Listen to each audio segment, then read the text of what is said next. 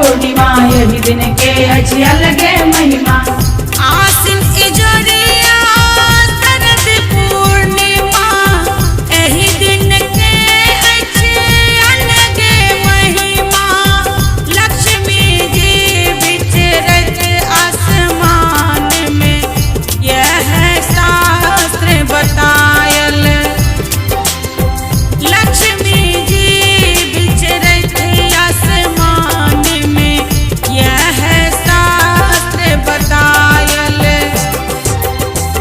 दही चूड़ा पान मखान, दही चूड़ा पान मखान जनेस में लायल। भार को जगरा के समझे जे छतला कायल। भार को जगरा के समझे जे छतला कायल।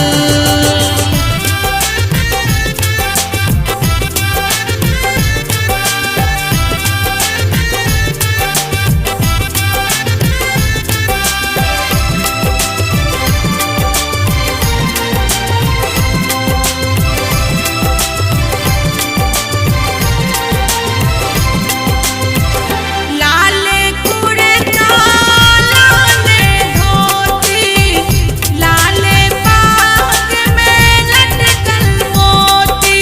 लाले कुर्ता लाले धोती, लाले पाग में लटकल मोती। लाल कुर्ता लाल धोती, लाल पाग में लटकल मोती। विधि के सब सारे समान जमायल लायल।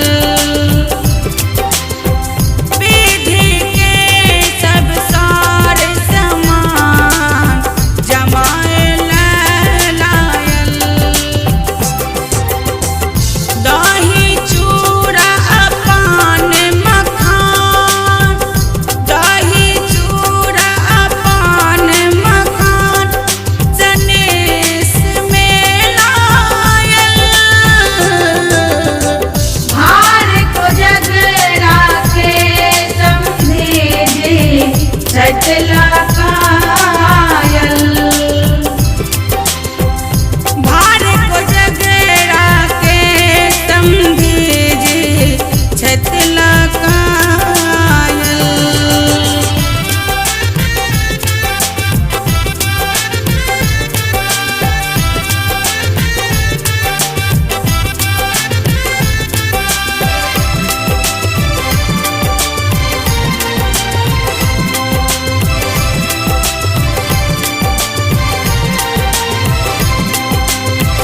दिन बियाहत चाहे होए भिन्न, सब हक जगरा होइ छियै कहीं दिन।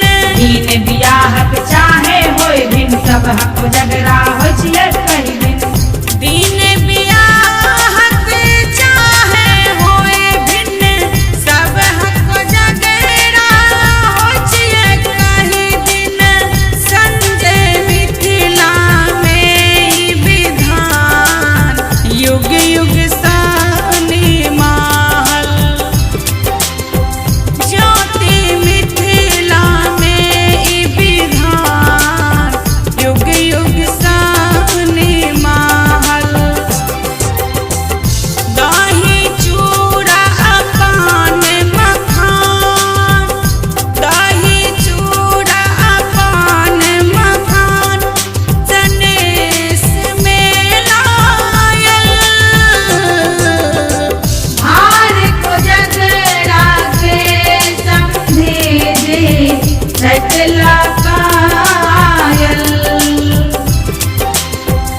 भार